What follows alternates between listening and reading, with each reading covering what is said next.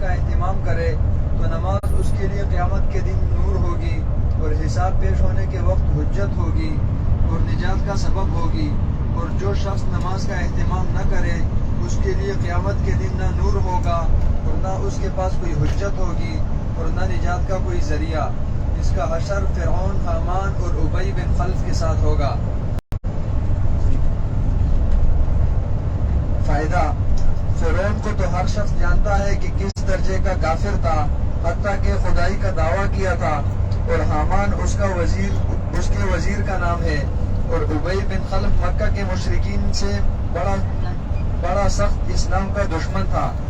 ہجرت سے پہلے نبی اکرم صلی اللہ علیہ وسلم سے کہا کرتا تھا کہ میں نے ایک گھوڑا پالا ہے، اس کو بہت کچھ کھلاتا ہوں، اس پر سوار ہو کر نعوذ باللہ آپ کو قتل کروں گا۔ حضور صلی اللہ علیہ وسلم نے ایک مرتبہ اس سے فرمایا تھا کہ انشاءاللہ میں ہی تجھ کو قتل کروں گا۔ احد کی لڑائی میں وہ حضور اقدس صلی اللہ علیہ وسلم کو تلاش کرتا پھرتا تھا اور کہتا تھا کہ اگر وہ آج بچ گئے تو میری خیر نہیں۔ چنانچہ حملے کے ارادے سے وہ حضور صلی اللہ علیہ وسلم کے قریب پہنچ گیا۔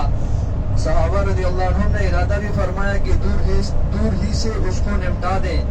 حضور صلی اللہ علیہ وسلم نے ارشاد فرمایا کہ آنے دو۔ جب وہ قریب ہوا تو حضور صلی اللہ علیہ وسلم نے ایک صحابی کے ہاتھ میں سے برچھا لے کر اس کو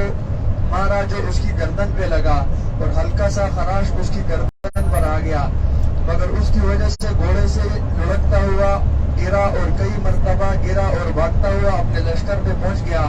اور چلاتا تھا کہ خدا کی قسم مجھے محمد صلی اللہ علیہ وسلم نے قتل کر دیا۔ کفار نے اس کو اطمینان دلایا کہ معمولی خراش ہے، کوئی فکر کی بات نہیں، مگر وہ کہتا تھا کہ محمد صلی اللہ علیہ وسلم نے مکہ میں کہا تھا کہ میں تجھ کو قتل کروں گا، خدا کی قسم اگر وہ مجھ پر تھوک بھی دیتے تو میں مر جاتا۔ کہتے ہیں کہ اس کے چلانے کی آواز ایسی ہو گئی تھی جیسا کہ بیل کی ہوتی ہے۔ ابو سفیان نے جو اس لڑائی میں بڑے زوروں پر تھا اس کو شرم دلائی کہ ذرا سی خراش سے اتنا چلاتا ہے۔ اس نے کہا تجھے خبر بھی ہے کہ یہ کس نے ماری ہے؟ یہ محمد صلی اللہ علیہ وسلم کی مار ہے، مجھے اس سے جس قدر تکلیف ہو رہی ہے، اللہ و عزا دو مشہور بتوں کے نام ہے، اس کی قسم کھا کر کہا کہ اگر یہ تکلیف سارے حجاز والوں کو تقسیم کر دی جائے تو سب ہلاک ہو جائیں گے۔ محمد صلی اللہ علیہ وسلم نے مجھ سے مکہ میں کہا تھا کہ میں تجھے قتل کروں گا، میں نے اسی وقت سمجھ لیا تھا کہ میں ان کے ہاتھ سے ضرور مارا جاؤں گا، میں ان سے چھوٹ نہیں سکتا، اگر وہ اس کہنے کے بعد مجھ پر تھوک بھی دیتے تو میں اس سے بھی مر جاتا۔ چنانچہ مکہ مکرمہ پہنچنے سے ایک دن پہلے وہ راستے میں ہی مر گیا۔ ہم مسلمانوں کے لیے نہایت غیرت اور عبرت کا مقام ہے کہ ایک کافر اور سخت اسلام کے دشمن کو تو حضور صلی اللہ علیہ وسلم کے ارشاد کے سچے ہونے کا اس قدر یقین ہو کہ اس کو اپنے مارے جانے میں ذرا بھی تردد یا شک نہ تھا، لیکن ہم لوگ حضور صلی اللہ علیہ وسلم کو نبی ماننے کے باوجود، حضور کو سچا ماننے کے باوجود، حضور کے ارشادات کو یقینی کہنے کے باوجود، حضور کے ساتھ محبت کے دعوے کے باوجود، حضور کی امت میں ہونے پر فخر کے باوجود کتنے ارشادات پر عمل کرتے ہیں، اور جن چیزوں میں حضور نے عذاب بتائے ہیں ان سے کتنا ڈرتے ہیں، کتنا کامتے ہیں، یہ ہر شخص کے اپنے ہی گریبان میں منہ ڈال کر دیکھنے کی بات ہے۔ کوئی دوسرا کسی کے متعلق کیا کہہ سکتا ہے؟ ابن حجر رحمۃ اللہ علیہ نے کتاب الزواجر میں قارون کا بھی فرعون وغیرہ کے ساتھ ذکر کیا ہے اور لکھا ہے کہ ان کے ساتھ حشر ہونے کی وجہ سے یہ وجہ ہے کہ اکثر انہی وجوہ سے نماز میں سستی ہوتی ہے جو ان لوگوں میں پائی جاتی تھی۔ بس اگر اس کی وجہ مال و دولت کی کثرت ہے تو قارون کے ساتھ حشر ہوگا، اور اگر حکومت و سلطنت ہے تو فرعون کے ساتھ، اور وزارت یا یعنی ملازمت یا مصاحبت ہے تو حامان کے ساتھ ہوگا، اور تجارت ہے تو ابی بن خلف کے ساتھ اس کا حشر ہوگا۔ اور جب ان لوگوں کے ساتھ اس کا حشر ہو گیا تو پھر جس قسم کے بھی عذاب احادیث میں وارد ہوئے، خواہ وہ حدیث متکلم میں یا فی میں یا کوئی اشکال نہیں رہا کہ جہنم کے عذاب سخت سے سخت ہیں۔ البتہ یہ ضرور ہے کہ اس کو اپنے ایمان کی وجہ سے ایک نہ ایک دن خلاصی ہو جائے گی اور وہ لوگ ہمیشہ کے لیے اس میں رہیں گے، لیکن خلاصی ہونے تک کا زمانہ کیا کچھ ہنسی کھیل ہے، نہ معلوم کتنے ہزار برس ہوں گے۔ اللہ تعالیٰ ہمیں عمل کرنے کی توفیق عطا فرمائے۔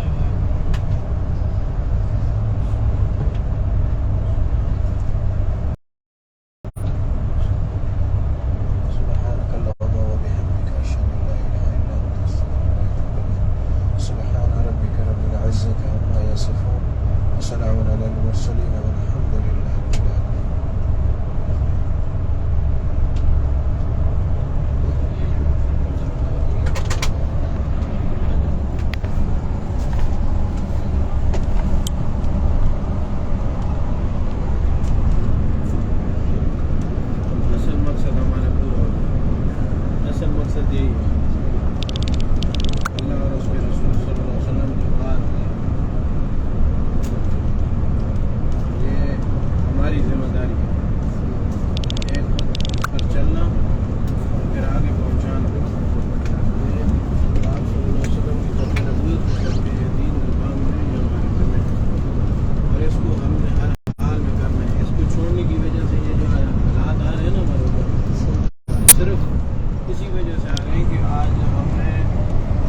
یہ نمازوں کی بدوائیں ہیں، کیونکہ آپ صلی اللہ علیہ وسلم نے فرمایا جس کو کوئی شخص اچھی طرح وضو کرتا ہے پھر نماز کے لیے پورے وقار سے ہوتا ہے اور پھر وہ صحیح اچھی طرح ادا کرتا ہے، وہ نماز اس کو دعا دیتی ہے، اور جو وقت کبھی وضو بھی اچھی طرح نہ کرے اور وقت کو بھی وضو اور سجدے بھی اچھی طرح نہ کرے، وہ نماز اس کو دعا دیتی ہے جاتی ہے۔ اللہ تو بھی اسی طرح برباد کرے، دنیا میں نہیں برباد کرے، ہمارے کالے کپڑے کی طرح لپیٹ کر اس کے منہ پہ مار دے۔ آج یہ بدوا دے رہی ہے نماز، یہ جو زلزلے آ رہے ہیں، یہ جو سیلاب آ رہے ہیں، بے موسمی بارشیں آ رہی ہیں، سارے ہماری اپنی نمازیں ہیں، ٹکروں والی نمازیں پڑھ رہے ہیں نا، وہ نمازیں جو صحابہ پڑھتے تھے ہمیں تو وہ نماز ان کے لیے ہم رہے ہیں، اللہ کے راستے میں نکلنا پڑے گا۔ ہم لوگ کہتے ہیں کہ بھئی ہم اچھی زندگی بھی گزارے ہیں دنیا میں، اور اس کے بعد اپنی مرضی پہ زندگی گزاریں اور پھر ہم لوگ کامیاب بھی ہو جائیں اور جنت بھی مل جائے، یہ تو پھر نہیں ہو سکتا نا۔ پھر نبی پاک صلی اللہ علیہ وسلم دو جانوں کے سردار ہیں، انہوں نے دو پتھر باندھے ہوئے پیڑ پہ، دو تین چاند گزر جا رہے ہیں اور ان کے گھر میں کھانا نہیں پکا، ہم لوگ 3 دن 3 ٹائم کھانا کھاتے ہیں، شکر کی شکر، تو یہ ناشکری کی وجہ سے آج ہمارے اوپر حالات ہے، مہنگائی ہے، بے برکتی ہے، کھانا جو آتا ہے اس کو ضائع کر دیتے ہیں، ساری کی ساری نحوست ہے ہمارے اپنے گناہوں کی، ہم لوگ پہ حکمرانوں پہ وہ کرتے ہیں، حکمران تو پھر آئیں گے ہمارے اعمالوں کے حساب سے آنا ہے، تو ایک بات طے ہے نا کہ بھائی جیسی عوام ایسا حکمران، کبھی یہ تو نہیں سنا کہ جیسے حکمران ہو گئے ایسی عوام ہوگی، یہ نہیں ہے، حکمران تو ہمارے اعمالوں کے ساتھ ہے۔ آج تک میں نے آپ کے عیب کو دیکھا، میں نے کبھی اپنے عیب کو نہیں دیکھا، کبھی گربان میں نہ تھا، یہ بندہ اس طرح ہے، یہ بندہ اس طرح ہے، اچھا میں کہتا ہوں تم اس طرح ہے، اب دیکھو انگوٹھا بھی میری طرف ہے، دیکھو انگوٹھا بھی ہوتی ہے، انگلیاں مجھے علامت کر رہی ہے، یہ ایسا نہیں ہے، میں ایسا یہ بندہ دیکھنا شروع کر دے بیمار کا دوا سب کچھ ٹھیک ہو جائے گا، لیکن یہ ہے کہ ہر بندہ بندے کے نیت بالکل 100% صحیح ہے۔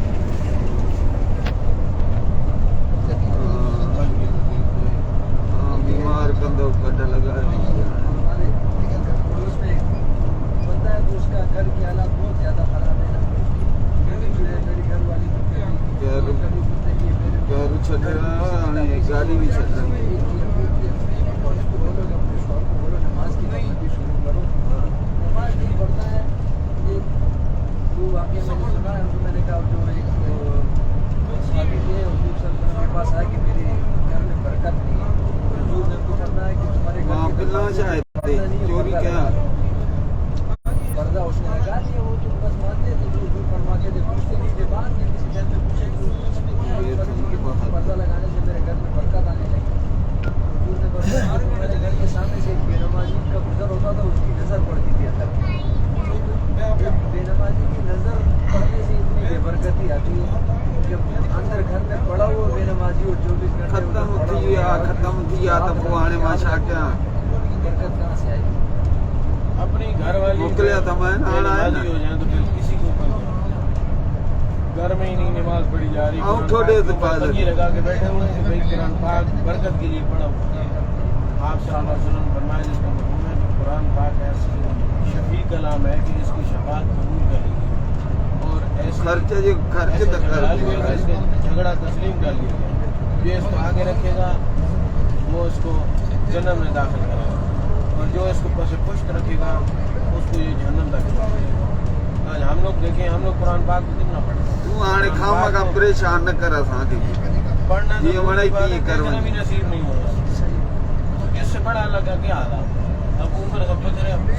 پتھر آئیں یا آگ کی مطلب کوئی بارش آ جائے، اسی کا انتظار ہے۔ نمازی لوگ نماز بھی پڑھتے ہیں، پابندی سے 5 وقت کی روزے بھی رکھتے ہیں، قرآن پاک جو ہے سال میں بس صرف رمضانوں میں اٹھاتے ہیں۔ میں کہتا ہوں کہ لوگ کہتے ہیں کہ ابھی ہم لوگ چھٹی پہ جا رہے ہیں، کیوں نہیں رمضان آ رہا ہے، رمضان میں صرف قرآن پاک ہوتا ہے اور باقی دنوں میں